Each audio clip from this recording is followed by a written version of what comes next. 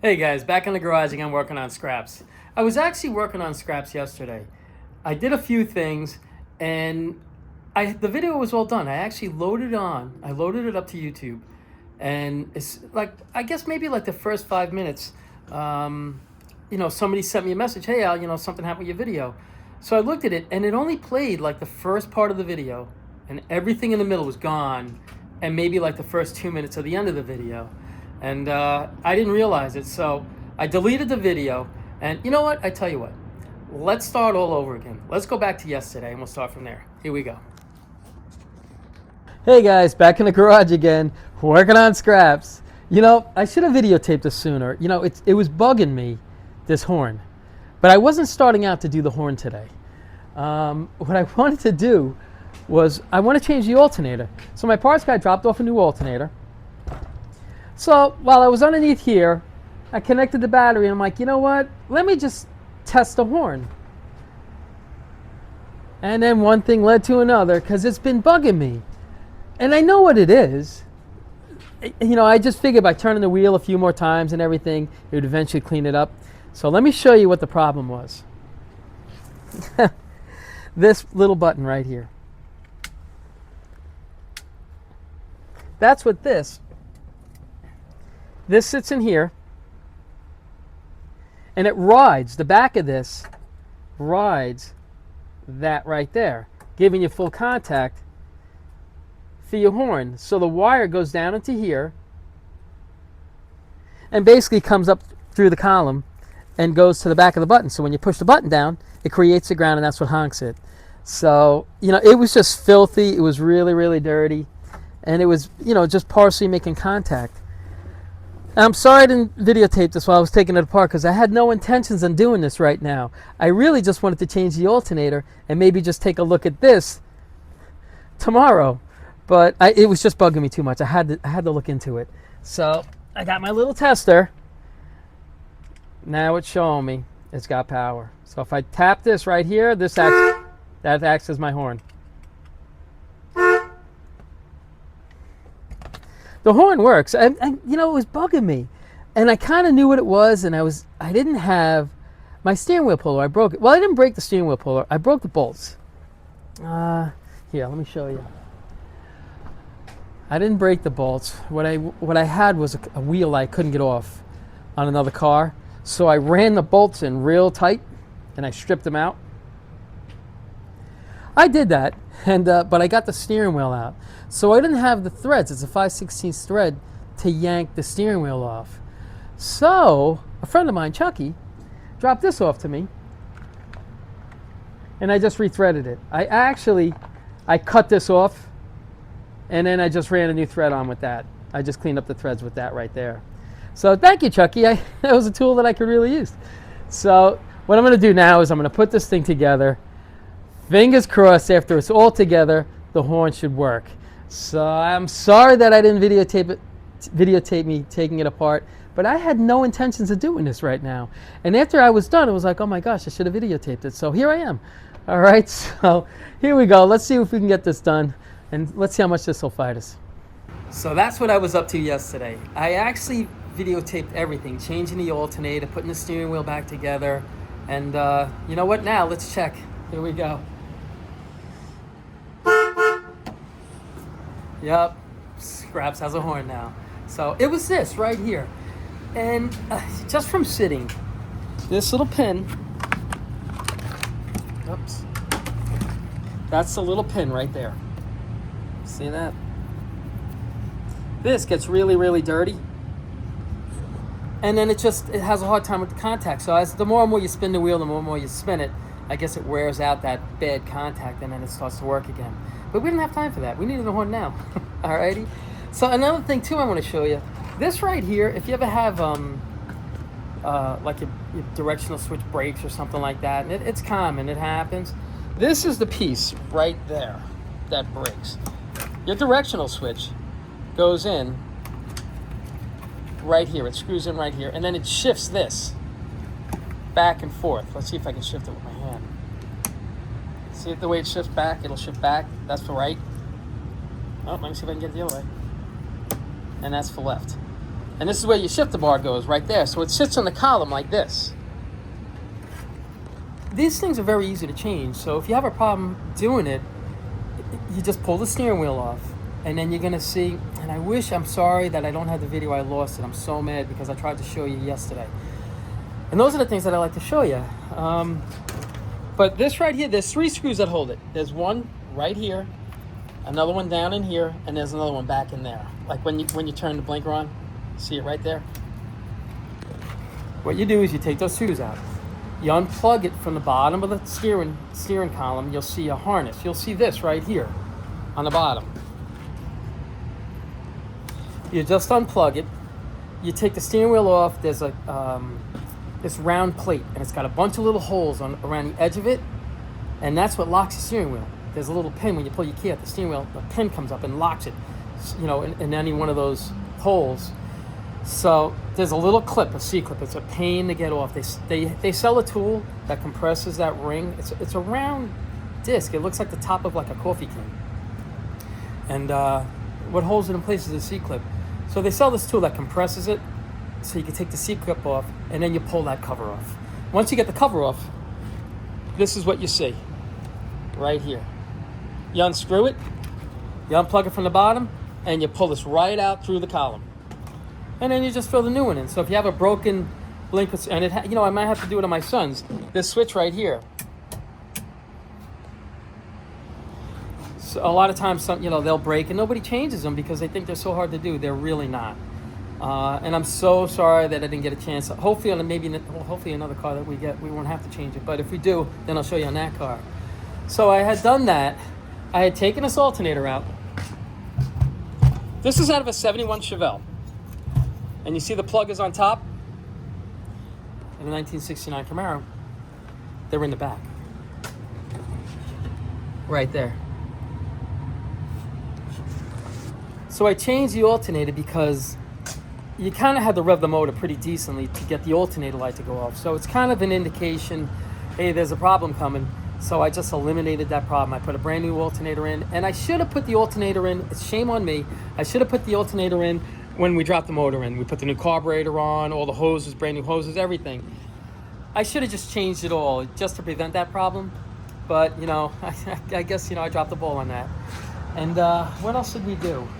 So we got that done. We got the alternator done. We got the horn to work. And you guys have been saying, Scraps needs a front spoiler. Scraps would look so good with a front spoiler. And I have to agree with you on that. So this is something else that I did. I gave Scraps a front spoiler. I put the license plate frame on. Not too bad. You guys were 100% right. Scraps needed a front spoiler. It really makes the front end. It just pulls everything together.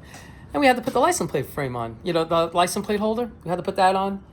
And I'm guessing that's about it. I'm not going to really work today. I'm going out. So I'm so mad that video yesterday, it was kind of an informative video, and I'm really, really sorry. I don't know what happened. I'm sure it was something that I did, and hopefully I'll never do it again. But that's pretty much it. Scraps is done. It's all ready to go.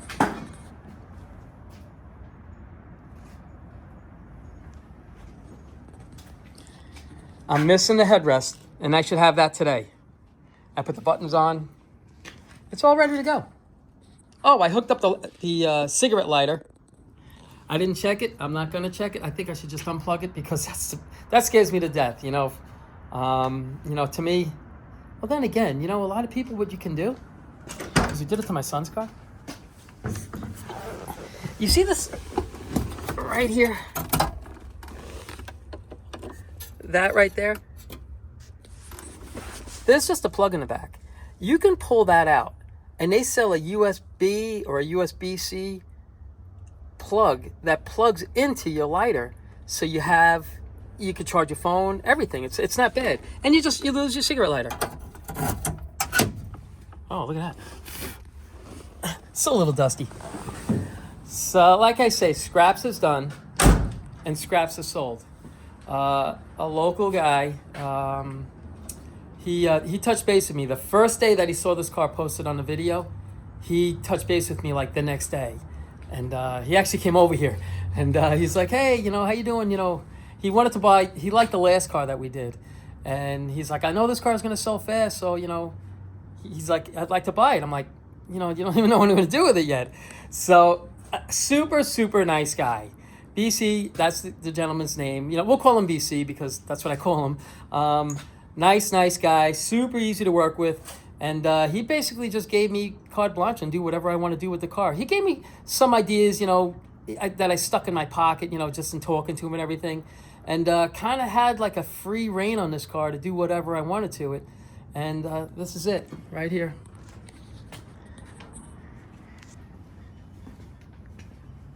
This has to be cleaned up a little bit. But let BC do that, Give him something to do. Give him something he can go out there on a nice sunny day and with a rag and, with some spray and just spray it down, clean it up really nice. But, me, I could babble forever. This is the end of this video, and this is the end of scraps. Actually, I may deliver scraps. I'm probably going to deliver scraps. So if I deliver scraps, we'll see scraps again on the trailer. We'll take it over to the gentleman's house, and you'll see it for the last time. We'll probably see scraps again because he's local, and he's probably going to hang out at a lot of places I hang out with, a lot of places that I hang out. So we'll see scraps again. And I really enjoyed this build. Thank you so much for taking the journey with us, and thank you so much for those comments. I can't thank you enough. It was just so nice of you. Thank you. And I'll get back to you. I will. It takes me a little while. That's why I generally don't post a video on Thursday. Thursday, I like to catch up, go over the comments and everything like that as much as I can. Because that's part of it too, just communicating back and forth with you guys. So it's getting a little hard for me to do it, but I try my best. So you know me. I could babble forever. As always. Oh, hold on. Wait a minute. There's still some more I have to tell you. So yesterday, yesterday I took a ride over to Joe's before I came out into the garage, just to take a quick look at Callie to see how Callie's doing. All right, see how far they got on Callie, see what's left on Callie, and take a look at the video. You can see what's going on right now. Here we go.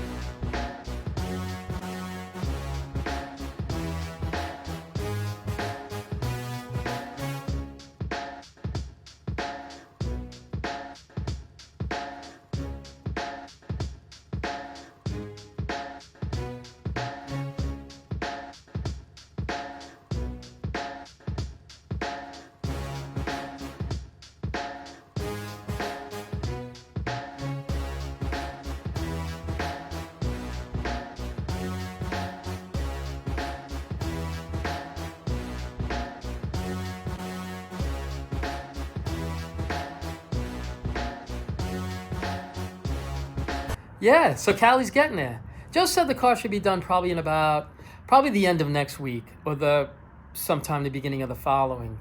So hopefully what I may do, I might have another project to do in between, but I'm not sure yet. But as soon as I find out, I'll let you guys know. And that's pretty much it for Callie. It's coming out pretty good. They're gonna, like I said, they're gonna pull the trim off around the glass just to check it.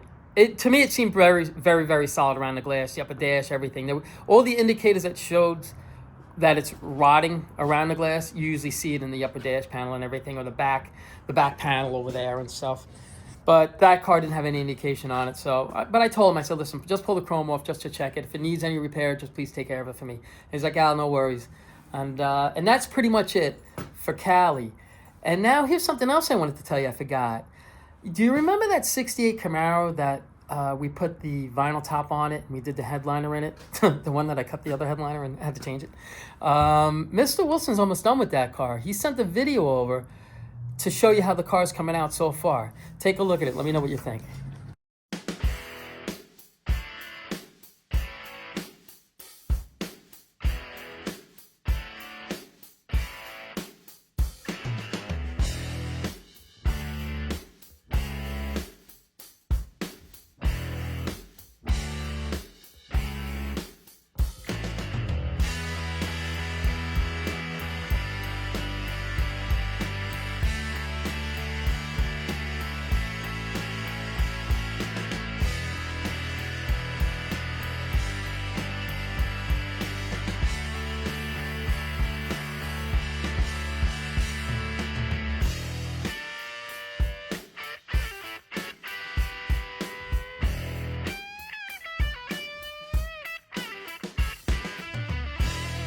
Yeah, that's not a bad looking 68 Camaro.